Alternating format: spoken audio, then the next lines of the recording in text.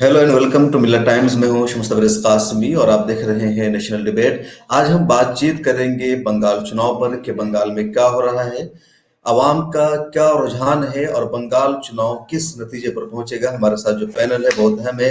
हमारे साथ है प्रोफेसर सुब्रता मुखर्जी जी। आप दिल्ली यूनिवर्सिटी में साइंस के एचओडी रह चुके हैं। इसके अलावा पॉलिटिकल तज्ज़ा निगार हैं। इसके अलावा हमारे साथ हैं बीजेपी के स्पोक पर्सन जनाब आलोक वत्स जी। आप दिल्ली से हमारे साथ जुड़े हैं। हमारे साथ हैं बंगाल टीएमसी के लीडर जनाब निजामुद्दीन शम्स साहब। आप कोलकाता से हमारे साथ जुड़े हैं। इसके अलावा हमारे साथ एक और कोलकाता से जर्नलिस्ट हैं जनाब नूरुल्लाह जावेद साहब, वो भी जुड़ेंगे कुछ देर में। तो आप सभी का मिलर टाइम्स में खुशामदीद। तहे दिल से हम आप सबको खैर मकदम करते हैं। और सबसे पहले हम शुरुआत करेंगे प्रोफेसर सुब्रता मुखर्जी से, क्योंकि वो सबसे ज्यादा सीनियर हैं, पॉलिटिकल तज्ज़ा निगार हैं। तो सर, शुरुआत आपसे ही कि बंगाल के चुनाव को आप किस नजरिए से देख रहे हैं। क्या वहां का जो चुनाव है वो एक मर्तबा फिर ममता बनर्जी के हक में जाएगा या फिर वहां बदलाव होगा कुछ? भविष्यवाणी करना बहुत मुश्किल होता है। फिर मैं कहूंगा जैसे टेनिस में बोलते हैं ना, एडवांटेज किसका है, उसमें लगता है अभी तक ममता जी का है। और उसके लिए तीन चार कारण है। पहला चीज है, देखिए मोदी जी का जो एडवांटेज, जो सुविधा नेशनल पॉलिटिक्स में था, वही ममता का है। लोकल लोग एक लीडर चाहते हैं जिसको वो जानते हैं और उनका कोई ट्रैक रिकॉर्ड हो। तो बीजेपी में तो अभी जितने लोग आए हैं वो तो सारे तृणमूल के ही हैं। तो जब वोट ही देना है, तृणमूल बी को क्यों दे, तृणमूल ए को देना ज्यादा अच्छा है। और उसके साथ मैंने कहा जब आप जो 10 साल का रिकॉर्ड है ममता का देखेंगे, specially second term, she has done quite well. आप सारा रिकॉर्ड देखिएगा, शिक्षा के कन्याश्री, दीदी के बोलो, स्वास्थ्य साथी, जो प्रोग्राम है, जो हमारे देश में जो सबसे बड़ी प्रॉब्लम है अनऑर्गेनाइज सेक्टर का, उनके साथ इन्होंने एक रिपोर्ट बैठाया, उनके साथ इनका संयोजन इनका बन गया। इसलिए देखिए जब लोकसभा चुनाव हुआ, अब जब मोदी का पूरा हवा था, फिर भी बंगाल में थोड़ा सा सीट इनको ज्यादा मिला और वोट परसेंटेज भी इनका ज्यादा था, थोड़ा सा था, 3% का फर्क था। 3% बहुत होता है। और वही जब विधानसभा में चुनाव होगा, मुझे लगता है जो गैप ये बढ़ेगा। तो इसलिए मुझे अभी तक जो स्थिति है उसमें ममता का वापस आना मुझे लगता करीबन सर्टेन है। बहुत शुक्रिया। आलोक जी कह रहे हैं कि लोग ममता ए को बी को क्यों वेट करे, ए को ही लोग वोट करेंगे, तो मतलब बीजेपी के लिए चांसेस नहीं है बंगाल में। बहुत एक्सपीरियंस आदमी है, परंतु अभी इस बार की जो वेस्ट बंगाल की स्थिति है, बीजेपी बी टीम बन के नहीं उभरी है, बीजेपी ए प्लस टीम बन के उभरी है। हमारी मजबूती को देखकर, जनता के बीच में हमारे नेताओं के प्रति रुझान को देखकर, अभूतपूर्व रैलियां को देखकर ये ममता बनर्जी के लोग टूट टूट कर इधर आए हैं। इसलिए मैं थोड़ी उनसे अलग नजरिया रखता हूं कि बीजेपी ए प्लस टीम बन के आई है और इस बार जनता ने वहां की मन बना लिया है कि बीजेपी की सरकार बनेगी। और हमें पूरा विश्वास है कि नरेंद्र मोदी के नेतृत्व को जिस तरीके से पूरे राष्ट्र ने सराहा है, अपनाया है, उस तरीके से वेस्ट बंगाल में भी हमारी सरकार बनेगी और एक स्थिर सरकार बनेगी। अपीजमेंट की सरकार नहीं बनेगी, किसी को लुभाने की सरकार नहीं बनेगी। एक मजबूत भारत, एक मजबूत वेस्ट बंगाल की सरकार बनेगी। आपने तो बड़ा दावा किया कि लुभाने वाली सरकार नहीं बनेगी। वैसे लुभाने वाले जुमले तो बीजेपी के ताल्लुक से ज्यादातर कहे जाते हैं। बहरहाल हमारे साथ नूरुल्लाह जावेद साहब जुड़े हैं, वेस्ट बंगाल के बड़े जर्नलिस्ट हैं। उनके किताब भी आ रही है बंगाल के सियासी हालात पर, जो रियलिटी। तो नूरुल्लाह जावेद साहब, आपसे जानना चाहेंगे कि बंगाल में क्या है, किस तरह की सियासत हो रही है अभी। ममता बनर्जी को लेकर आवाम क्या सोच रही है, यानी टीएमसी को लेकर के, और बीजेपी को लेकर के आवाम की क्या सोच है वहां?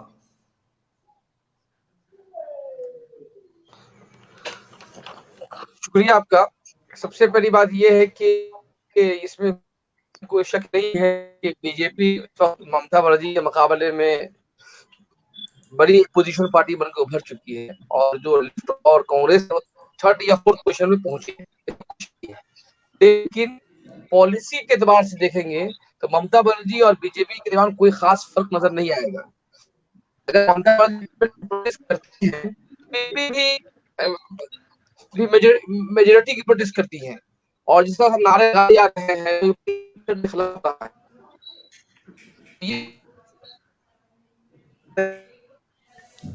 नूरुल्लाह साहब, नेटवर्क आपके यहाँ कम है क्या? आवाज नहीं आ रही, आपकी प्रॉब्लम हो रही है। और ऑडियो में प्रॉब्लम? जी, ऑडियो में प्रॉब्लम है आपकी, जरा उसको नेट चेक कीजिए। जब तक हमारे साथ निजामुद्दीन शम्स साहब हैं, टीएमसी के काउंसलर भी हैं और लीडर भी हैं टीएमसी के। निजामुद्दीन शम्स साहब, आलोक साहब बड़े एतमाद के साथ कह रहे हैं कि इस मरतबा बीजेपी की ही जीत होगी, और ममता बनर्जी ने जो लुभाने का काम किया है, जिस तरीके से 10 सालों में कोई विकास का काम नहीं किया है, तो उनकी बुनियाद पर उनकी जीत अब मुश्किल हो चुकी है। बीजेपी आ रही है सियासत इक़्तिदार में वहां।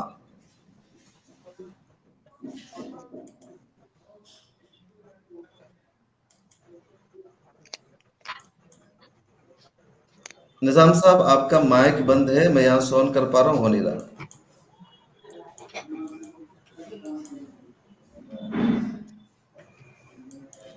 टीएमसी का ही माइक बंद हो रहा है वेस्ट बंगाल में, तो उनका बंद हो गया तो कोई खास फर्क नहीं पड़ता। नहीं, ये मत कहिए। एक मिनट, क्यों नहीं सही हो रहा माइक? जी आप बोलिए, जी आप बोलिए। नहीं जनाब, आवाज आ रही है? हाँ, अब आ रही है, आप बोलिए। आवाज आ रही है? आवाज आ रही है।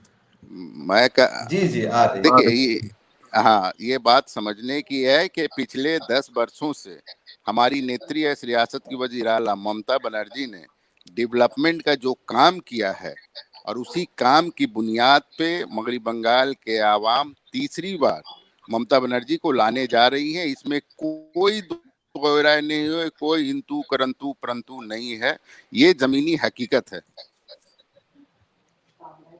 तो बहुत शुक्रिया। निजामुद्दीन साहब कह रहे हैं कि जमीनी हकीकत है कि सरकार आ रही है। जी, अगर ये जमीनी हकीकत थी या है, तो मैं ये पूछना चाहता हूं कि आपके यहाँ भगदड़ क्यों मची हुई है? क्यों बीजेपी में लोग शामिल होते चले जा रहे हैं? आप अपने कुनबा को ही नहीं संभाल के रख सकते हैं, तो फिर आप जनता को कहां से संभाल के रखेंगे? और जिस तरीके की अभूतपूर्व भीड़ आई है हमारे रैलियों में, जिस तरीके का रुझान दिखाया है वहां के आम आवाम ने, आप तो सिर्फ 27% पॉपुलेशन को अपील करके चलने की बात कर रहे हैं। हम पूरे के पूरे 100% पॉपुलेशन को अपील करके चलने की बात करते हैं। इसलिए इसमें अब कोई शक नहीं है कि हम पिछले चुनाव में असेंबली में 29 थे, दीदी का 207 था। इस बार ये कहानी पलट जाएगी। देखिए, हम होंगे मेजॉरिटी में और दीदी होंगी मिनॉरिटी में। आप जिस अपीचमेंट की बात आप कर रहे हैं, जिस अपीचमेंट की आप बात कर रहे, जिस अपीचमेंट के बोल रहे, ये जिस अपीचमेंट की बात कर रहे हैं, ऐसी अपीचमेंट की कोई बात नहीं है। हाँ, ये हकीकत था कि यहाँ बंगाल के माइनॉरिटी दीदी के आने से पहले वो थोड़ा बैकवर्ड थे, लेकिन दीदी ने आकर जो काम किया है और उनकी जो ख्वाहिश थी कि पूरे बंगाल के 10 करोड़ आवाम के इक्वली उनकी डेवलपमेंट किया जाए, उनका ख्याल रखा जाए और सब लोग मिलजुल कर तरक्की करें, और इसी को ये लोग अपीजमेंट का नाम दे रहे हैं। पहली बात। दूसरी बात, इन्होंने कहा कि लोग भगदड़ मचे हुए हैं। भाई जान को शायद मालूम ही होगा कि जो भगदड़ मची है, और उस भगदड़ में ज्यादातर लोग ईडी और सीबीआई के डर से, या तो फिर वो लोग जिन लोगों को इस बात का अंदाजा हो गया था। बहुत अच्छी बात आपने कही है, मैं आपकी बात का स्वागत करता हूं। भगदड़ का ताल्लुक है। आलोक जी, जवाब देने का मौका मिलेगा जी, बात मुकम्मल कीजिए निजाम साहब। ये जो भगदड़ की बात सीबीआई के डर से बोल रहे हैं, मैं इस बात का स्वागत करता हूं। इसका मतलब ये कबूल रहे हैं कि इनके यहाँ के लोग थे जो इस तरीके के चीजें कर रहे थे, जिससे उनको डर था। इन्होंने वहां पर घोटाले किए हैं, जिसके डर से अगर ये भाग के आ रहे हैं, तो लेकिन हमारे यहाँ किसी को बख्शा नहीं जाएगा। जो जुर्म करेगा उसको सजा मिलना तय है। नहीं, लेकिन जो आपके क्या खिलाफ कारण बोल रहा है है बीजेपी, क्या उसके क्या खिलाफ ईडी को कारण है कि लगाते हैं? सिर्फ बुआ और भतीजे की सरकार के कारण इस तरीके का वहां माहौल बना हुआ है? आलोक क्यों जी, ये तो परिवारवाद ठीक है, को इन्होंने, क्यों परिवारवाद लेकिन को आप ये तो जो भी बढ़ावा दे आपके रही है? खिलाफ बोलता है, आपकी पार्टी में नहीं आता है, आप उनके पीछे ईडी को लगा देते हैं, सीबीआई को लगाते हैं। ये तो किसके बीजेपी पीछे लगा दिया हमने? किसके पीछे लगा दिया? आप एक आदमी का जो नाम भी बताइए आपके जिसको खिलाफ, हमने जिसको जेल के पीछे भेजा हो। ये जो भी लोकतंत्र की सरकार है। अगर आप गलत करेंगे, यहाँ पर एजेंसियां हैं, सीबीआई है, सुप्रीम कोर्ट है, हाई कोर्ट है, वहां पर सारे फैसले होंगे। हम कौन होते हैं इस तरीके का फैसला देने वाले? अच्छा, निजाम साहब अपनी बात मुकम्मल नहीं कर सके, उनकी ऑडियो डिस्कनेक्ट हो गई है, वो जुड़ेंगे तो आपकी बातों का जवाब देंगे। आपने उन्हें बीच में जरूर। ही चुप करा दिया, आप बोलने लगे। नहीं, नूरुल्लाह चुप जावेद हमने साहब, नहीं करा दिया, चुप वहां की जनता भी करा देगी वेस्ट बंगाल की, और बीजेपी को आगे ले आके ही दम रखेगी। नूरुल्लाह इसमें कहीं जावेद कोई साहब संशय हमारे नहीं है। साथ दोबारा जुड़ गए हैं। नूरुल्लाह जावेद साहब, अपनी बात मुकम्मल कीजिए, आप क्या कह रहे थे? देखिए, मैं पहली बात ये बोल रहा हूँ कि जो आलोक जी बोल रहे हैं कि ये 2012-13 में 14 के बाद 16 तक ये इनके जो लीडर हैं कैलाश विजयवर्गीय नारा लगाते थे कि भाग मुकुल भाग, चोर भाग, चोर भाग। आज मुकुल सबसे अच्छे नेता बन गए। शुभेंदु अधिकारी पे शारदा नारदा दोनों में मुलविस होने का इल्जाम है। आज शुभेंदु अधिकारी इनके सबसे बड़े नेता बन गए। तो ऐसा नहीं कि सिर्फ ये जो बोल रहे हैं वो लोग इनके यहाँ आ रहे जिनको कल तक चोर बोलते थे, कल तक जिनको बोलते थे इनको हम जेल में डाल देंगे। आज अगर बीजेपी में चले गए हैं तो उनके खिलाफ नोटिस क्यों नहीं आ रही है? सीबीआई इनके पीछे क्यों नहीं पड़ रही है? नोटिस किनको मिल रहा है? दूसरे लोगों को मिल रहा है। और जहां तक बात सीपीएम टीएमसी वालों की है कि जो बोलते हैं कि मुसलमानों के लिए हमने काम किया, ये सरासर झूठ है। और अपीजमेंट तो मुसलमानों के लिए हुआ ही नहीं है, सिर्फ प्रोपेगेंडा के अलावा कुछ नहीं है। 2011 के बाद जब ममता बनर्जी इख्तियार में आई है, इनसे अगर पूछिए कि भाई आपने मुसलमानों के लिए क्या काम किया है, ये आप पहली गिनती कराती है आलिया यूनिवर्सिटी हमने बनाया, जबकि आलिया यूनिवर्सिटी 2008 में बन गया था। आज सूरत हाल ये है कि आज भी हायर एजुकेशन में मुसलमानों की जो शरह नुमाइंदगी है, मुसलमानों का जो परसेंटेज है 5% है। उसमें अगर आप आलिया यूनिवर्सिटी और मालदा की गोरबंगा यूनिवर्सिटी के स्टूडेंट को निकाल दे तो Calcutta University, Jadav University, Presidency University, National Health University और कल्याण यूनिवर्सिटी और नॉर्थ बंगाल यूनिवर्सिटी में मुस्लिम स्टूडेंट की जो हाजिरी है, जो परसेंटेज है 3% या 2% है। तो ये और रोजगार में यही हालत है। अभी वेस्ट बंगाल इंग्लिश मीडियम मदरसे के लिए बहाली हुई है, तो ज्योग्राफिया के लिए 12 टीचर की बहाली हुई, एक भी मुस्लिम नहीं है। बांग्ला के लिए बहाली हुई, एक भी मुस्लिम नहीं है। तो ये जो बोलना है कि ममता बनर्जी सिर्फ दीदी के ममता बनर्जी ने काम किया है, हाँ, ममता बनर्जी के बड़े बड़े पोस्टर लगे हैं मुस्लिम मोहल्ला में। ममता बनर्जी ने क्या नाम है, ममता बनर्जी ने बड़े बड़े पोस्टर काली माता की पोस्टर लगाए। जिस तरीके से नरेंद्र मोदी जी जो है काम करने के बजाय नारेबाजी में यकीन रखते हैं, इसी तरीके से ममता बनर्जी भी काम करने के बजाय नारेबाजी में यकीन रखती है। जिस तरीके से ये मेजोरिटी, ये बीजेपी वाले मेजोरिटी की पॉलिटिक्स करते हैं, ममता बनर्जी की सियासत जो है माइनॉरिटी पॉलिटिक्स होती है। लेकिन ये दोनों को नुकसान पहुंचा रहे हैं। आज महंगाई आसमान को छू रहा है, लेकिन बोलते हैं कि हम जय श्री राम के नारे हो रहे हैं, और जय श्री राम के जो बंदे हैं बेचारे परेशान हैं। तो ये बोलना कि ममता ने एक खास कम्युनिटी के लिए काम किया है, सिवाय प्रोपेगेंडा के अलावा कुछ भी नहीं है। आप इस बात को भूल रहे हैं, आप इस बात को भूल रहे हैं कि 60-65 वर्षों का जिस कांग्रेस के राज का हमको मिला था, उन्होंने जिस सूरत हाल में इकोनॉमी को रखा था, जिस सूरत हाल में उन्होंने हिंदुस्तान के इंफ्रास्ट्रक्चर को रखा था, आज उसमें नरेंद्र मोदी के नेतृत्व में अभूतपूर्व सुधार हुआ है। जब तक रनवे नहीं तैयार हो, जब तक पुख्ता रनवे नहीं तैयार होगा, तब तक आपकी लैंडिंग नहीं हो सकती है। हर चीज की जिम्मेदारी अब क्यों कांग्रेस को सौंप रहे हैं? आप पहले वाले टर्म में तो मान सकते थे कि चलो कांग्रेस हमको मिली थी, अभी तिजोरी खाली था, लुटेरों का राज था, घोटाले पे घोटाले हुए थे, सारे जनता के गाड़ी कमाई को ये लोग अपने अपने घरों में ले गए, फॉरेन बैंकों में ले गए। लेकिन नरेंद्र मोदी के हो रहे हैं आपकी सरकार को 7 वर्षों में एक भी घोटाला सामने नहीं आया है। जनता की गाड़ी कमाई का 1 रुपया हमने कहीं पे इधर से उधर गलत ढंग से इस्तेमाल नहीं किया है, और ना ही किसी घोटाले में हमारे किसी नेता का नाम आया है। ये एक बहुत अभूतपूर्व बात है हिंदुस्तान के राजनीति के लिए। 7 वर्षों में फुल राजनीति किया हमने, पारदर्शी राजनीति किया है, कहीं पर किसी को उंगली उठाने का मौका नहीं दिया है। देखिए आज रेलवे में जितना आलोक बढ़ोतरी हुई है, आपने क्या बात सबको करते हैं? प्राइवेटाइज हम लोग लीडर नहीं है जो आप आपने जिस तरीके से सबको बोल रहे हैं कि ये प्राइवेटाइज कोई कर दिया है, सारी चीजों को बेचने के हिंदुस्तान की इल्जाम जनता कांग्रेस को लगा रही है, अपोजिशन आगे वाले लगा बेहतर रहे हैं। भविष्य के लिए कुछ देखिए आलोक जी, कुर्बानियां देनी ही पड़ेंगी। उसमें अभी के जो माहौल में कुछ बर्दाश्त करके चलना ही पड़ेगा, ये कड़वा घूंट पीना ही पड़ेगा, तभी आगे जाके सुनहरा भविष्य, मजबूत भविष्य खड़ा होगा। सर आप तो फेल हो रहे हैं ना, जीएसटी लगा करके फेल हो रहे हैं, नोटबंदी करके फेल हो रहे हैं, जीएसटी जितनी लगाकर चीजें हैं वो सब जितना पैसा अच्छा स्टेट एक्सचेकर को आ रहा है जीएसटी के बाद, वो कभी नहीं आया था इतना पैसा। नहीं जो आप ये सब जीएसटी है, के बड़े पिछले बड़े महीने की एक्सपर्ट उगाही हैं, देख इकोनॉमिक लीजिए। है, वो ऑन द रिकॉर्ड लोग कह रहे कहते हैं हैं कि इसका नहीं, नुकसान होगा। पेट्रोल डीजल हम मुद्दे से भटक रहे हैं आलोक जी, लोग हम कहते मुद्दे से हैं भटक पेट्रोल रहे हैं। डीजल के दाम बढ़ गए, इसलिए कोई गाड़ी नहीं चला रहा है। पिछले महीने 11% इजाफा हुआ है ऑटो इंडस्ट्री में। गरीब लोग मर रहे, लोग साइकिल से साइकिल पर चढ़ने लगे हैं, पैदल चलने। साइकिल पर अगर कोई चढ़ता है तो उसके सेहत के लिए बहुत अच्छा है, लेकिन 11% बढ़ी है तो साइकिल नहीं है उसमें साइकिल नहीं है, उसमें 2 पहिया और 4 पहिया वाहन है। अच्छा 11% का इजाफा हुआ है। आलोक जी हम मुद्दे से भटक रहे हैं। हमारे साथ बड़े सीनियर प्रोफेसर सुब्रता मुखर्जी है। सर ये जानना चाहेंगे कि जब भी कोई चुनाव होता है ये मुसलमान क्यों मुद्दा बन जाता है, मुसलमानों के नाम पर सियासत शुरू हो जाती है, वो हर वो पार्टी, बड़ी पार्टी भी छोटी पार्टी भी, क्या हमारी दुर्भाग्य है। क्योंकि आप देखिए सेक्युलरिज्म तो हमारा एकदम कॉन्स्टिट्यूशनल प्रोविजन है, और मॉडर्न वर्ल्ड में कॉन्स्टिट्यूशनल सिटीजनशिप का बात करना नहीं चाहिए।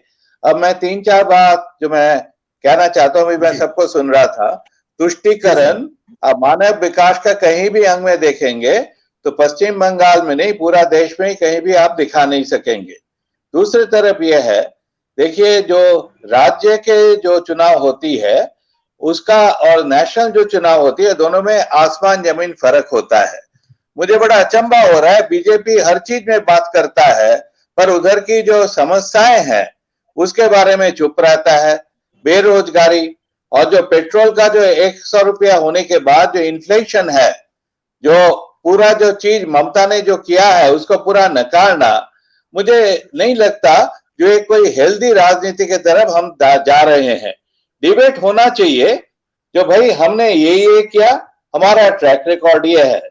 अब आप बताएंगे जो कांग्रेस जमानों का आप हर जगह दोष देंगे तो अभी जो आपकी ग्रोथ रेट है वो तो 2019 का भी कम है, और 2022 में जाके हमारी जो ग्रोथ रेट होगी वो 2019 की होगी। तो इसलिए थोड़ा सेल्फ क्रिटिसिज्म करना चाहिए हर एक को। आप हर एक पास को हर चीज में आपको दोषी करना ठीक बात नहीं है। आप भी सरकार चला रहे हैं 6 साल से, और 6 साल में आपसे भी काफी त्रुटियां हुई हैं और काफी भ्रष्टाचार का बात भी आया है। ट्रांसपेरेंसी इंटरनेशनल में हमारा दर्जा ऊपर नहीं हुआ है, और इसका एक पूरा कारण है कि हमारी जो स्ट्रक्चर है वो मॉडर्नाइज नहीं है। फॉरेन इन्वेस्टमेंट्स ठीक तरह नहीं आ रही है। डूइंग बिजनेस सेफली, उसमें भी हम काफी नीचे नजर आ रहे हैं। अभी तो क्या बोलेंगे, 2 महीना पहले बांग्लादेश का पर कैपिटा इनकम हम लोगों से ज्यादा हो गया। तो मुझे लगता है जो पूरा जो तर्क वितर्क राजनीति में होना चाहिए वो देश को आगे बढ़ाना है, और हम देख सकते हैं जो हमारी जो सिचुएशन है, सर्कमस्टांसेस है, उसमें हम क्या क्या कर सकते हैं। इसमें देखिए जो सबसे बड़ी बात है, ममता जी ने जो किया है, उनके जो सारे जो पॉलिसीज हैं उसमें तो मुझे एक चीज लगता है कि ऐसा कोई घर नहीं बचा बंगाल में जिसको कुछ ना कुछ फायदा नहीं हुआ है। तो ये तो पहला बात है। दूसरा तरफ है, आप अनाज और खाने का चीज को देखिए, चाल दाल ये सारा आटा सबको लेके बंगाल अब एक्सपोर्ट कर सकता है, और पूरा जो सारे इंडिसेस है उस सारे में आप देखेंगे। आज ही एक स्टैटिस्टिक्स आया है, जो हमारे इधर जो एनवायरमेंटल प्रॉब्लम है वो बंगाल में काफी कम है, बाकी स्टेट्स में काफी है। आप उत्तर प्रदेश और बंगाल के साथ तुलना कीजिए लॉ एंड ऑर्डर की, तो देखिए एक सेल्फ क्रिटिसिज्म ना अच्छी चीज होती है, और पूरा चीज को लेके देखेंगे, जो बंगाल कहाँ शुरू किया था, पार्टीशन का पूरा इनको जो प्रॉब्लम था वो अब आज तक सॉल्व नहीं हुआ, और इस तरह उसके अंदर हम सारे मिलके कितना आगे बढ़ा सकते हैं। और इसीलिए आप हर चीज में मोदी जी को लाएंगे तो इसका मतलब आपका कोई चेहरा बंगाल में है नहीं। ये किस तरह का राजनीतिकरण है, किस तरह का पॉलिसी है जिसमें आपने कलेक्टिव लीडरशिप नहीं बना सके। मुझे तो याद है, मैं जो बचपन था, जो विधान राय जब आते थे तो नेहरू जी उन्हें इज्जत से बुलाते थे, दादा बोलते थे, और विधान राय नेहरू जी को तुम बोलते थे। ये होती है कोऑपरेटिव फेडरलिज्म। इस देश की जो चर्चा है, यूनिटी इन डाइवर्सिटी है, इसको आपको मान के चलना पड़ेगा। जीएसटी आप लोगों ने भी कभी अपोज किया था, आपको याद होगा। तो जीएसटी तो कांग्रेस का देन है, आपका नहीं है। सारे जो बड़े पॉलिसीज अभी भी आप चला रहे हो वो सारे कांग्रेस ने शुरू किया था। और नरेगा जिसको आपने मखोल किया था वो भी आप पूरा चला रहे हो। देखिए बात यह है, हिंदुस्तान में कॉम्प्लिकेशंस बहुत है। हमारे इधर देश चलाना आसान काम नहीं है, तो हमें सब मिलजुल के कंसेंसुअल बेसिस ऑफ डेमोक्रेसी बनाना है। और उधर आपको जो इश्यूज होना चाहिए वो होना चाहिए रोजगार। हम लोगों को शिक्षा कैसे अच्छी तरह दे, अमर्त्य सेन ने पूरा दिखाया। जो हमारे देश में शिक्षा बेहाल है, हम हर एक चीज को ये इसमें आगे बढ़े तो हम काफी आगे बढ़ेंगे। ये हम लोगों ने कभी क्यों नहीं सोचते, जो पहला 200 यूनिवर्सिटी में 500 यूनिवर्सिटी में हिंदुस्तान का एक भी नहीं है, और चीन का पहले 50 में 9 है। और आपको मैं बता दूं 1982 में हमारा पर कैपिटा इनकम चीन से ज्यादा था। इसका मतलब कहीं ना कहीं तो गड़बड़ है। तो सारा मिलके अच्छी तरह सोच को देश के आगे बढ़ाए, और राजनीति का जो आलोचना होगा वो नेगेटिव नहीं होगा, वो पॉजिटिव होगा। आप प्रोग्राम बताइए, आप क्या करेंगे। ममता जी ने एक प्रोग्राम दिया है, आपका प्रोग्राम उससे ज्यादा अच्छा होगा, ठीक है, हम उसको सैल्यूट करेंगे। पर जब तक वो नहीं आता है, भाई known devil is better than the unknown एक बोलते हैं ना, तो ममता जी का मुझे लगता है अभी भी जो बेस है वो पक्का है। और मुझे लगता है अभी तक जो सिचुएशन बंगाल में है उनके लिए पल्ला भारी है। आलोक जी जवाब देना चाह रहे हैं, काफी देर से हाथ उठा रहे हैं। जी आलोक जी। मैं प्रोफेसर साहब की इस बात से इत्तेफाक नहीं रखता हूं कि हमने ममता बनर्जी को बराबर दीदी करके ही संबोधित किया है। इसलिए कहीं पर कोई ऐसी भाषा का प्रयोग नहीं किया है जिससे उनको किसी जगह से तकलीफ हो। हमारे वैचारिक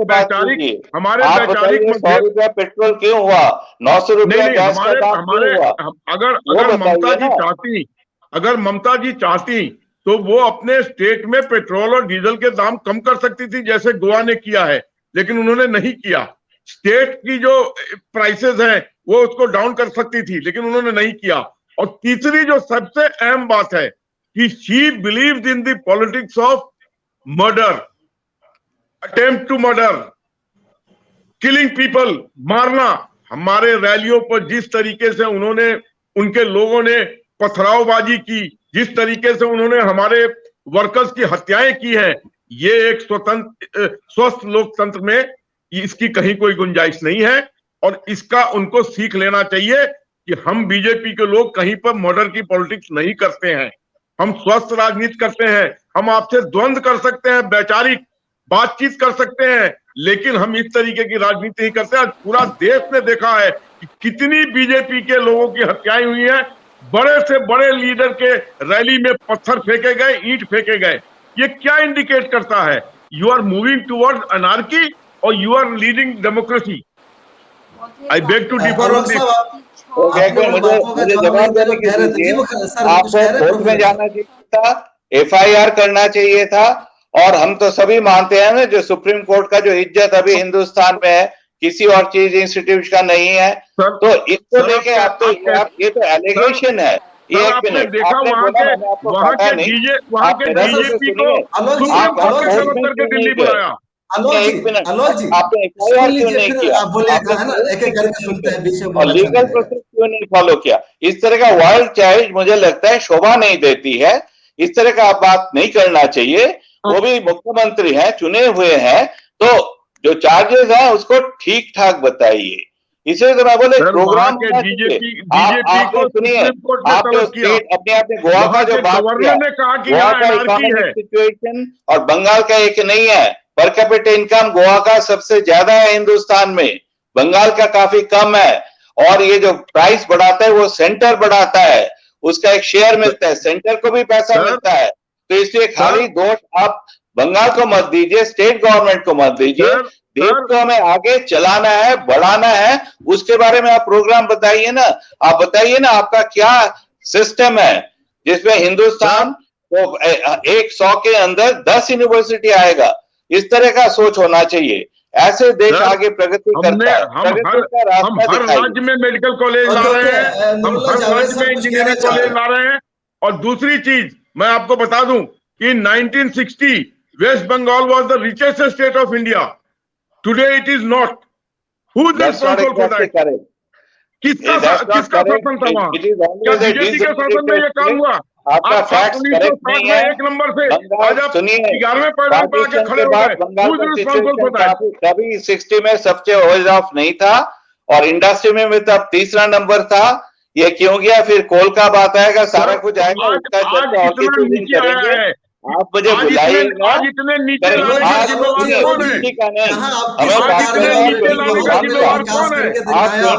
बोलिए आप बंगाल के लिए क्या करेंगे, आप तीस्ता का सोल्यूशन कैसे लाएंगे, आप बंगाल का जो पूरा स्थिति है उसको आप अच्छी तरह कैसे सुधारेंगे, उसको लेके मुझे लगता है तर्क वितर्क होना चाहिए। और जैसे हम लोग ये बात कर रहे हैं ना, ये हमारी लेवल में शोभा नहीं देता। बिल्कुल मुद्दों पे बात होनी चाहिए लोग जी, मैं ये कह रहा हूँ। और एक आदमी की हम बात सुन ले, उनकी बात मुकम्मल हो जाती है। मैं तो मुद्दे से भटका नहीं, मैं कहीं पे मुद्दे से नहीं भटका। जब एक पैनलिस्ट की बात मुकम्मल हो जाए तब दूसरे अपनी बात रखे। बात करने का मुकम्मल हक है, हम किसी का माइक भी नहीं बंद कर रहे, पूरा स्पेस है। तो जरा सा सुन ले, उनकी बात पूरी हो जाती फिर हम उनका जवाब देंगे तो ज्यादा अच्छा रहेगा। और मेरे ख्याल में मुद्दों पर बातचीत करेंगे। स्वागत है। जावेद साहब कुछ कहना चाह रहे थे आप? आज प्राइम मिनिस्टर की रैली हुई है, भीड़ अच्छी खासी थी, लेकिन पिछले हफ्ते में जो सीपीएम की रैली थी उसके मुकाबले में रैली भीड़ कम थी उनके मुकाबले में, लेकिन उसके बावजूद बड़ी भीड़ थी आज। लेकिन प्राइम मिनिस्टर की तकरीर में प्राइम मिनिस्टर ने क्या तकरीर किया, क्या वादा किया पब्लिक से? सिर्फ एक जुमला बोला गया कि हम सोनार बंगला बनाएंगे। व्हाट इज सोनार बंगला? सोनार बंगला कैसे बनेगा, क्या क्या प्लानिंग करेंगे? एक भी उन्होंने बात नहीं कही।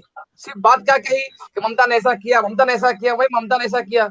आप सोनार बंगला बनाने की बात कर रहे हैं, सोनार बंगला का सपना क्या होगा, सोनार बंगला की परेशानियां क्या है, सोनार बंगला के मसाइल क्या है? नरेंद्र मोदी जी की तकरीर मैंने कवर की है, हमने न्यूज भी बनाई है, खबरी बनाई है, लेकिन पूरे पौन घंटे की तकरीर में सिवाय सोनार बंगला बोलने के कोई नया प्लानिंग नहीं दिया। इन्होंने कहा कि हम हिंसा खत्म कर देंगे, लेकिन कैसे खत्म करेंगे? आपके लोग तो वही भी ये टीएमसी के गुंडे ही तो आपके यहाँ जा रहे हैं।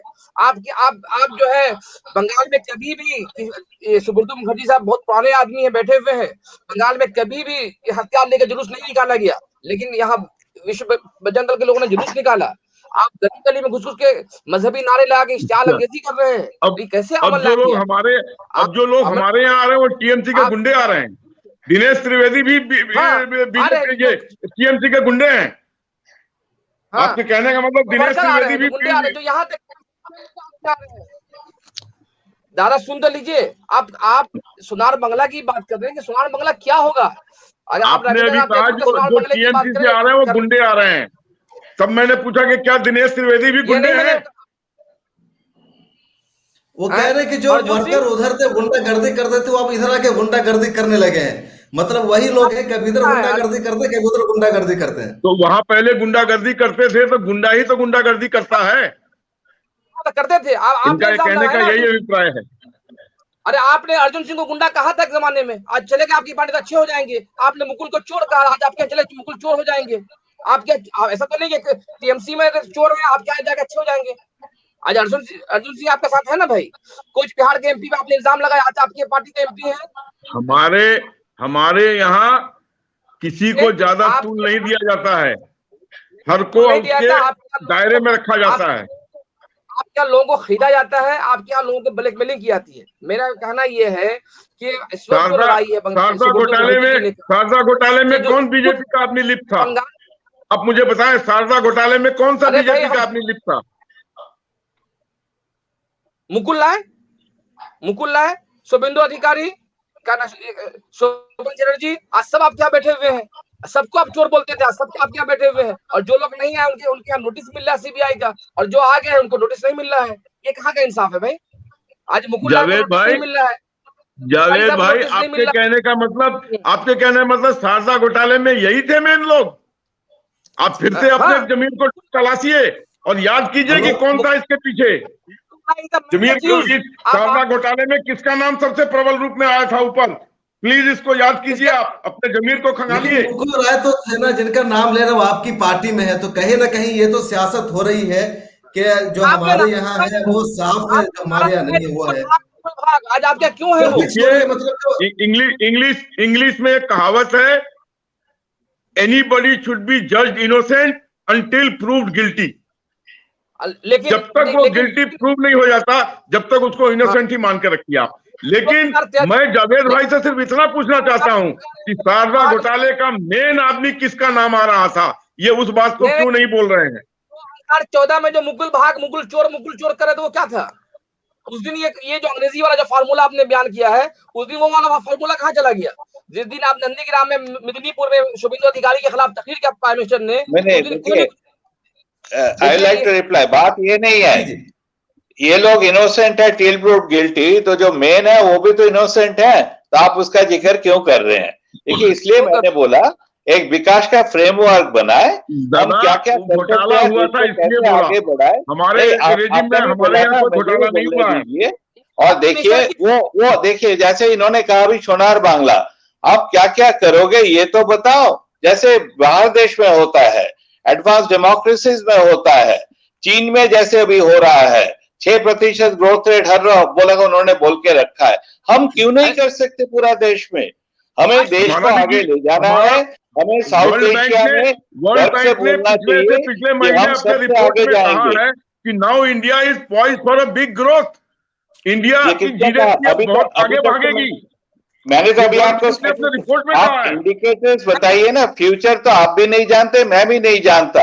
अभी तक जो इंडिकेटर्स है, हमारा तो हालत बहुत अच्छा नहीं है। आप बेरोजगारी का लेवल देखिए, माइग्रेंट लेबर्स को लेकर हम लोगों ने क्या किया, डिबेट इसमें होना चाहिए, तभी देश आगे बढ़ सकती है। और देखिए, लोकतंत्र है, इसमें हर एक अलग अलग व्यू होगा, पर व्यू में ये होना चाहिए देश को कैसे और सुंदर बनाए, कैसे ले आए। लोकतंत्र में रैली निकालो तो पत्थर फेंके, ये लोकतंत्र है? ये तो एकदम गलत है, तरफ से होता है ना, सपोर्ट करता है, कोई नहीं करेगा। अभी योगी जी ने मालदा में रैली किया है 5 रोज पहले। योगी जी की पूरी तकरीर सुन लीजिए, सिवाय लव जिहाद, गांव, हिंदू मुस्लिम, जबकि मालदा का मेन प्रॉब्लम यह है कि मालदा में 70% गरीब परिवार रहता है, वहाँ आदिवासी की बड़ी आबादी है, वहां पर एक ही यूनिवर्सिटी है, स्कूल नहीं है, कॉलेज नहीं है। उस इश्यू पे बात करने के बजाय योगी जी ने आधा घंटा जो तकरीर किया सिर्फ लव जिहाद, मैं मालदा का सबसे बड़ा प्रॉब्लम है, मैं मालदा बहुत दफा गया हूँ। देखिए, मालदा का सबसे बड़ी प्रॉब्लम है गंगा का, तो जैसे ये टूट रहा है, भांगोन जो बंगला में बोलते हैं, उसको कैसे रोके, डिबेट उसके ऊपर होना चाहिए। अच्छा, एक सवाल आलोक जी, ये जो योगी जी ने वहां पे फिर क्या नाम है, कम्युनल फीलिंग पैदा करने की कोशिश की। जी नहीं, योगी जी ने क्लियर वार्निंग दिया जो गुंडे तत्व हैं उनको, कि अगर हमारी सरकार आई तो तुमको हम जेल के शीशों के अंदर डाल देंगे, जितने गुंडागर्दी तुम कर रहे हो। आप बोलिए, गंगा भागने से लेके क्या बोला है? गंगा जो टूट रहा है, वर्ल्ड बैंक का पूरा उधर जो प्रोजेक्ट है, गंगा को कैसे बचाया जाए, उसके ऊपर आपका पार्टी ने क्या कहा है? ये तो सेंटर का काम है। देखिए, काम ये होता है, फरक का बैरेज का जो प्रॉब्लम है, जो सिल्टिंग का प्रॉब्लम है गंगा में, ये सारा बात कीजिए ना, और इसी तरह देश को आगे बढ़ाइए। अच्छा, एक ये मेरे ख्याल में ज्यादा काउंटर करने के इसमें प्रोफेसर साहब कहीं कोई शक नहीं है कि अभी जिस तरीके से गाड़ी चल रही है, उससे भारत का भविष्य, भारत सिर्फ वेस्ट बंगाली सोनार नहीं, पूरा भारत सोनार होने जा रहा है। Please give us some time. How much? क्योंकि बहुत ही 7 साल हो गए, 7 साल हो में गए हमें चीजें हुकूमत को। मिली 6 थी। साल डेंग ने जब शुरू इस किया था, पहिए 2 साल को के अंदर दौड़ाने एक खत्म साल कर में के दिया लिए था। वो चुनावी हमें मैनिफेस्टो जारी हम कर रहे हैं, प्रूफ 7 कर साल रहे हो हैं। गए, दूसरी पारी खेल रहे हैं आप। सर सर एक 7 मिनट एक साल मिनट में आज बहुत अच्छी 10 साल, मानी सर ममता जी को 10 साल हो गया, तो क्यों नहीं इंडिया का नंबर 1 स्टेट ममता में आ ने, गया वेस्ट बंगाल? मैं उनको छोड़िए दोबारा ना बोल रहा हूँ, आलोक जी, बंगाल के बीजेपी सिचुएशन में हमारे 7 ममता ने साल तो आप अच्छा गिन रहे किया हो, है। अपने 10 साल भी मैं तो गिन दोबारा लीजिए। दोहरा सेंट्रल में रहा लोगों हूँ, ने बीजेपी को बंगाल का भरोसा जो किया, सिचुएशन वोट था किया उसमें उम्मीद पर, ममता ने अच्छा और काम किया है। स्पेशली मोदी सारे जी के को सारे आदमी उसने बीजेपी पे वोट ही दिया कर रहे हैं, उम्मीद के हमको साथ। भी थोड़ा मौका आज दीजिए। जी, सर एक आप ही मिनट बोल रहे हैं पूरा। आज बहरहाल, अच्छा, एक 1 मिनट, ज्यादा थोड़ा एक काउंटर मिनट हो रहा है मेरे ख्याल में। जी नूरुल्लाह भाई, बात एक मिनट मुकम्मल कीजिए। आज नरेंद्र मोदी साहब की तकरीर हुई है और बहुत दिलचस्प बात उन्होंने कही। ये बात तो मानना पड़ेगा कि नरेंद्र मोदी साहब हिंदुस्तान के सबसे तेज तरार सियासतदान हैं। आज उन्होंने तकरीर में कहा कि बंगाल जब हिंदुस्तान जब 100वां साल मनाएगा, जश्न मनाएगा, अपने शताब्दी जश्न आजादी का 100 मनाएगा, तो बंगाल नंबर 1 होगा। हमें 25 साल दे दीजिए, हमें 25 साल दीजिए। मतलब आप 5 साल के बाद नरेंद्र मोदी जी से हिसाब नहीं मांग सकते हैं, 10 साल का हिसाब नहीं मांग सकते हैं, 15 साल का हिसाब नहीं मांग सकते हैं। नरेंद्र मोदी जी आज बंगाल के लिए 25 साल का वक्त मांगा है। जाहिर बात है कि डेमोक्रेसी में 25 साल का वक्त नहीं दिया जाता है, डेमोक्रेसी में हर 5 साल का हिसाब मांगा जाता है। अच्छा देखिए, ठीक है, एक चीज जी आपको जी, बता दें कि 5 साल का हिसाब वहां माना जाता है जहां चलायमान स्थिति हो, जहां बैल बिल्कुल बैठ गया हो, उसकी सारी टांगे टूट गई हो और उसको सारे रोग पकड़े हो, उसको स्वस्थ करके चलाने के लिए टाइम चाहिए। हिंदुस्तान का आवाम इस बात को अच्छी तरीके से समझ चुका है, इसलिए लगातार कहीं पे या आलोक जी, उपचुनाव होते हैं या किसी राज्य में चुनाव होते हैं तो बीजेपी क्लियर मेजोरिटी में आगे बढ़ रही है। आज हमारी स्थिति है कि हम मणिपुर, आसाम, त्रिपुरा से लेके और हम कर्नाटक तक पहुंच चुके हैं और बहुत निकट भविष्य में हम वेस्ट कर्नाटक बंगाल में में भी। आपने नहीं जीता था, मणिपुर में आपने नहीं जीता था, आपने दूसरा पार्टी से तोड़ के लाए। मध्य बड़ी प्रदेश में पार्टी नहीं। तो थी, देखिए, सुनो, जो चीज राजेश देखिए, सपोर्ट करना है बीजेपी उसको कर्नाटक में कीजिए, थी। जो देखिए, नहीं करना चाहिए वो मत कीजिए। लोकतंत्र में ये कहीं पर काफी किसी को जाने गलतियां की क्या इजाजत है। आप बोलिए। अगर कांग्रेस तोड़ के कर्नाटका बना में, ले तो बहुत उत्तर अच्छा, प्रदेश में आपको सीपीएम क्या तोड़ के जरूरत बना था? ले तो बहुत अच्छा, और नहीं, देखिए, बीजेपी ने वो अगर तो किसी को गलत तोड़ काम के आप बना लोगों लिया ने तो हम किया ना, ये क्यों नहीं अलोकतांत्रिक हो गए। मानते आप लोग? अच्छा, एक सवाल है आपसे मुखर्जी सर, वहां में भी कि आपने गलती किया। बंगाल में ममता बनर्जी को का जो मुसलमानों वाला रहा है कि मुसलमानों से उनका अटैचमेंट है, उन्होंने वो मस्जिदों के इमाम के लेके 1,000 रुपए की तनख्वाह जारी कर दी, इसको बीजेपी इशू भी बना रही है। हमने जो बातचीत की है लोगों से, तो 1-2 हजार रुपए में उनका कुछ भला नहीं हुआ मस्जिद के इमामों का। और बीजेपी को मौका भी मिला कि वो उन्होंने मुसलमानों को बहुत कुछ कर दिया। ग्राउंड पर मुसलमानों के लिए या माइनॉरिटीज के लिए ममता बनर्जी ने कुछ किया गांव नहीं है। में 200 रुपए पेंशन मिलते हैं। 200 रुपए से किसी बूढ़ा या बूढ़ी का क्या होने वाला है, लेकिन और मिलता है एजुकेशन में भी 200 रुपए काम नहीं पेंशन। किया ममता बनर्जी ने। आज भी बंगाल की हालत वही है, स्पेशली मदरसों में बहाली नहीं कराई उन्होंने, स्कूल में उर्दू टीचर्स की बहाली नहीं कराई। और जावेद साहब मौजूद है, अच्छी तरह इसको एक्सप्लेन करेंगे। तो ममता बनर्जी ने भी सिर्फ वो जज्बात के से खेला है, इस्तेहसाल किया है, कोई ग्राउंड पे काम नहीं किया। 10 सालों का जो अरसा है एक बड़ा अरसा होता है। जी सर, मुखर्जी सर। मुझे पूछते हैं, देखिए मैं तो बोल रहा हूँ 10 साल का ट्रैक रिकॉर्ड अच्छा है। आप जो पूरा उनका जो प्रोग्राम्स देखेंगे, इम्प्लीमेंटेशन देखेंगे, सेंट्रल गवर्नमेंट का सर्टिफिकेट्स देखिए, हर जगह बोला गया कि सरकार का काम अच्छा हुआ। आप देखिए बर्थ रेट फॉल किया है, प्राइमरी एजुकेशन सुधरा है। देखिए बंगाल का population is thrice as populated as India, 3 गुना पॉपुलेशन है। तो उसके अंदर आपको करना होगा। अभी भी जो बंगाल का जो प्रॉब्लम पार्टीशन का वो सॉल्व नहीं हुआ है और उसके अंदर जो काम करना बहुत मुश्किल काम है। इसीलिए मैं बोलता हूं जो बीसी राय ने सबसे चमत्कार काम किया था। और उसके बाद दोबारा किसके नाम मैं लूं तो ममता का लूं, क्योंकि ममता गरीबों के बारे में, सड़क, पानी, ये सब चीजों में, तो मैं तो बंगाल जाता रहता हूं, घूमता रहता हूं, देखिए काम उन्होंने किया है। अब बीजेपी उससे ज्यादा अच्छा काम करे, बहुत बढ़िया, पर उसके लिए तो आपको इंडिकेशन तो देना पड़ेगा ना। आपका नेता कौन होगा, आपका प्रोग्राम क्या होगा। आप तो ये नहीं बोल रहे हो जो पहला 100 डेज हम ये करेंगे। पहले आप लोग बोलते थे 1 साल में हम ये करेंगे। सारे पॉलिटिक्स का पोस्टपोनमेंट कर रहे हो। इस तरह का हमारे लोकतंत्र मजबूत नहीं हो सकता। बोल दिया कि उनको 50 साल, हमको 5 साल दीजिए, तो फंस गए। पिछला 25 साल का वादा कर रहे हैं मोदी जी। नूरुल्लाह जावेद साहब को जवाब देना चाह रहे हैं। देखिए एक चीज हमको मान लेना चाहिए, हिंदुस्तान का जो प्रॉब्लम्स है बहुत एक्यूट है, उसमें हम लोगों को एक नेशनल कंसेंसस तो लाना पड़ेगा, उसमें आपको एक मिनिमम रखना पड़ेगा जिसको बोलते हैं कंसेंसुअल डेमोक्रेसी। और उसमें इस तरह का बात करना कि हम बहुत अच्छा कर देंगे, वो नहीं हो सकता। बीजेपी का शासन भी हम लोगों ने देख लिया 6 साल, कुछ खास फर्क नहीं पड़ा है। इसीलिए हम लोग को मान लेना चाहिए सबको मिलकर हमको देश को आगे बढ़ाना है। ममता जी को आपको हटाना है, जरूर हटाइए, लोकतंत्र में हटना चाहिए, पर आपका एक पास प्रोग्राम भी तो होना चाहिए। और ये तो बोलिए ममता जी ने इतना काम किया, हम उसको आगे बढ़ाएंगे, हम ये चाहते हैं। नुरुल्लाह जावेद साहब जी, जावेद साहब 1 मिनट, आपकी आवाज बंद हो गई है। ये आपने जो सवाल पूछा है उस सवाल का जवाब सुब्रतो मुखर्जी साहब ने नहीं दिया है, उस सवाल को उन्होंने कहीं और डाइवर्ट कर दिया है। सवाल आपने पूछा माइनॉरिटी की बात पूछी है कि माइनॉरिटी के जो अपीजमेंट की जो पॉलिटिक्स हो रही है, हकीकत क्या है। देखिए आज क्या हुआ, गुज़श्ता 10 इयर्स में बंगाली मुसलमानों में एजुकेशन का रुझान बढ़ा है, इसमें कोई शक नहीं है।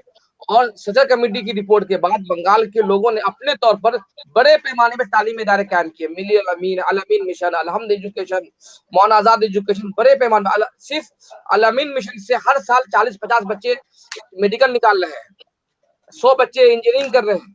जब इतने बड़े पैमाने पे लोग पढ़ रहे हैं, लेकिन जब उनको जॉब नहीं मिल रहा है, रोजगार नहीं मिल रहा है, उसकी नाराजगी का फायदा इस वक्त अब्बास सिद्दीकी उठा रहे हैं। ममता बनर्जी ने जो काम किया है, उन्होंने अलामती काम ज्यादा किया है, मतलब मुस्लिम मोहल्लों में नेताओं को से मिलकर जलसे जुलूस बड़े पैमाने पे हुए हैं, टोपी पहना गया है, इमाम को तनख्वाह दिया गया है। भाई आप इमाम को तनख्वाह नहीं देती, उसका फायदा बीजेपी को ले रही है। इमाम को तनख्वाह देने के बजाय आज भी मुस्लिम इलाकों में, अभी सर जानते हैं प्रातिजी की रिपोर्ट आई थी 2016 में, प्रातिजी की रिपोर्ट आई थी जिसमें बतलाया गया था कि 85% मुसलमानों की आबादी 5000 से नीचे है।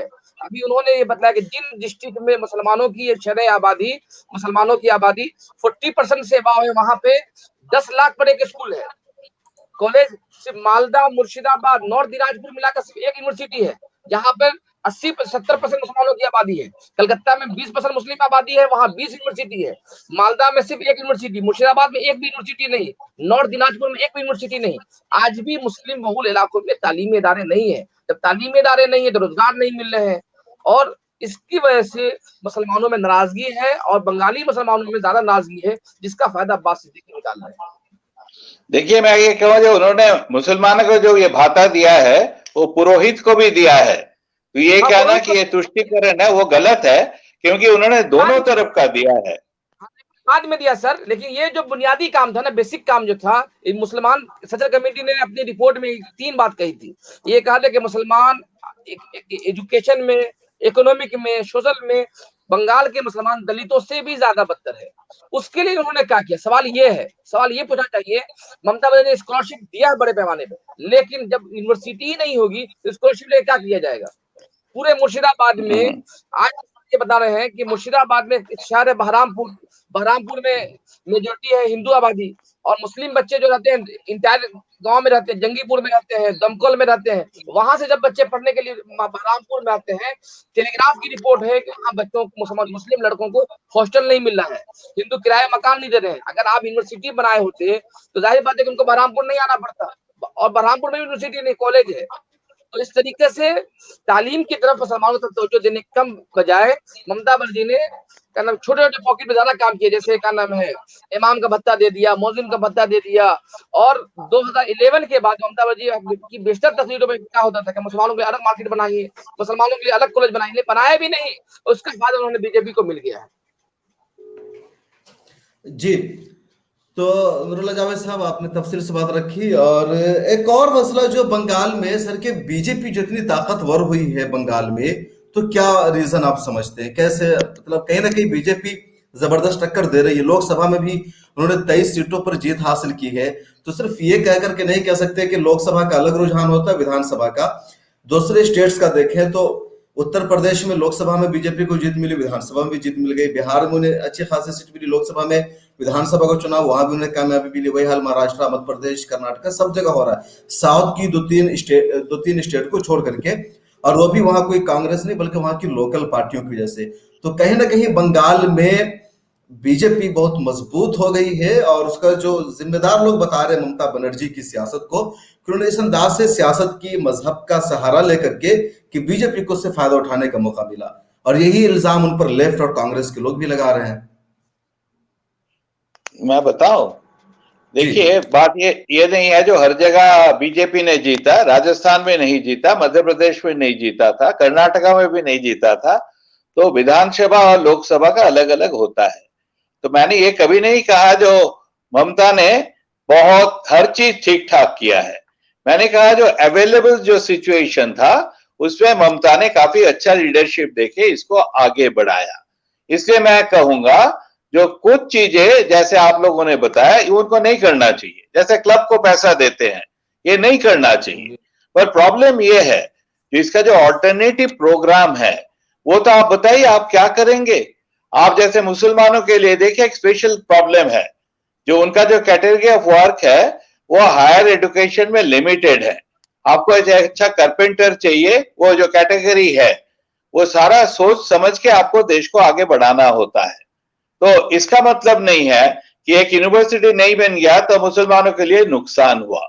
हर कैटेगरी को देख के उनका रोजगार का जो पूरा रास्ता होना चाहिए वो सोच समझ के आगे बढ़ाने की कोशिश करना चाहिए। इसलिए मैं कहा India is a very complex country, तो वन साइज फिट्स ऑल नहीं होता है। तो इसलिए आपको हर डिस्ट्रिक्ट में हर जिला में जाके देखना होगा क्या क्या काम चाहिए, क्या क्या हम कर सकते हैं, तभी अब आगे बढ़ेंगे। तो मेरा जो अनुरोध यही है हर राजनीतिक दल ये काम करे, एक ब्लूप्रिंट बनाए और वो बोले जो अभी तक जो हुआ है इतना तक ठीक है, हम इसको और भी इस तरह आगे बढ़ाएंगे, तब हमारे देश से लोकतंत्र ठीक तरह चलेगा। यही मेरा कहने का मतलब है। आलोक जी बीजेपी से थे, शायद उनका मोबाइल स्विच ऑफ हो गया है और वो दोबारा ज्वाइन नहीं हो सके, पर लेकिन आखिरी क्वेश्चन करके सिलसिला खत्म करेंगे।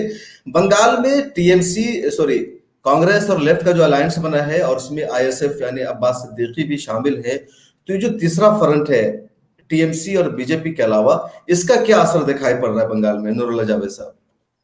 देखिए, आपको ये जो हम लोग समझ रहे हैं कि अब्बास सिद्दीकी जनवरी में आए हैं और अचानक पार्टी बना लिया है, ऐसा नहीं है। बंगाल के मुस्लिम समाज में फुरफुरा शरीफ का एक खासा असर है।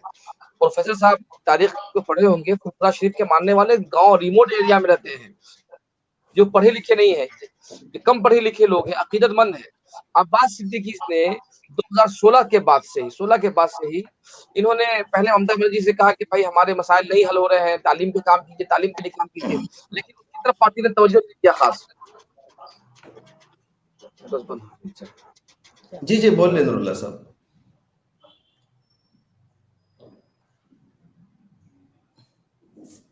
नूरुल्लाह जावेद साहब आपकी आवाज डिस्कनेक्ट हो गई। सर आप कुछ बोलेंगे इस पर? अच्छा देखिए, ये जो फर्क तो पड़ेगा बट स्पॉइलर का फर्क पड़ेगा। मालदा बहरमपुर में काफी जगह कंटेस्ट होगा तृणमूल और कांग्रेस, तो ये जो कोशिश इनका ही है जो हमारी जो जमीन है वो कितना हम बढ़ा सकते हैं, तो बाकी जगह ज्यादा फर्क नहीं पड़ेगा। आपको मैं एक हिस्टोरिकली बताऊं, बंगाल का जो चुनाव होता है उसमें जो फर्क होता है जीतने वाला और हारने वालों का, उसमें 2-3% का ही फर्क होता है। और बीजेपी का जो राइज हुआ है बंगाल में, उसका एक बहुत बड़ा कारण है कि लेफ्ट और कांग्रेस अपना काम नहीं किया। इसीलिए पॉलिटिक्स में कोई वैक्यूम नहीं होता, खाली जगह नहीं रहता। तो बीजेपी उस जगह को पूरा हालिया, देखिए जब मोदी जी आए थे 2014 में भी काफी आशा था, लोगों ने वोट दिया और दोबारा भी वोट उनको बहुत शानदार मिला है। पर जो सवाल यही है, जो बंगाल का जो स्थिति है उसमें कौन पार्टी ज्यादा अच्छा काम कर सकता है। मुझे अभी तक जो विश्वास है कि वोटर्स ममता को इसलिए चुनेगा क्योंकि उनका जो ट्रैक रिकॉर्ड है वो compare to other parties candidates better है और शायद उनमें ही वो लोग तीसरी दफा भरोसा रखेंगे। बहुत शुक्रिया सर, आपने हमें ज्वाइन किया। अभी सिलसिला में यहीं पर डिबेट का खत्म करेंगे। आज हमारे साथ जुड़े थे बीजेपी के स्पोक पर्सन आलोक भट्ट साहब, लेकिन कुछ देर पहले हमारे साथ डिस्कनेक्ट हो गए। हैदराबाद से टीएमसी के लीडर निजामुद्दीन शम्स भी हमारे साथ जुड़े थे, वो टीएमसी के काउंसलर है लेकिन वो भी शुरू में रहे, और डिस्कनेक्ट हो गए। उसके बाद शुरू से आखिर तक हमारे साथ मौजूद हैं जनाब प्रोफेसर सुब्रता मुखर्जी। आप सीनियर प्रोफेसर है, 12 साल पहले टीयू से रिटायर हो चुके हैं, साइंस में एचओडी रहे हैं और टीएमसी को सपोर्ट करते हैं और अच्छी खासी उन्होंने उनकी पॉलिसी पर यहाँ गुफ्तगू भी की। और सबसे अच्छी बात है कि शुरू से तक हमारे साथ मौजूद है, इसके लिए बहुत शुक्रगुजार है सर आपके। हमारे साथ नूरुल्लाह जावेद साहब जुड़े, यूएनआई के सहाफी हैं, कोलकाता में रहते हैं। तो आप सभी का शुक्रिया। आप सब हमें यूट्यूब और फेसबुक पर देख रहे हैं, आप सब अपनी राय कमेंट सेक्शन में यहाँ जरूर लिख सकते हैं। इसके अलावा जो कुछ आप चाहते हैं वो भी कमेंट सेक्शन में लिखिए। आसाम, बंगाल और दीगर जगहों के चुनाव पर हमारा ये सिलसिला, हमारी ये डिबेट जारी रहेगी। आइंदा भी आप हमारे साथ जुड़े। एक मरतबा फिर आप सभी मेहमानों का तहे दिल से शुक्रिया, धन्यवाद।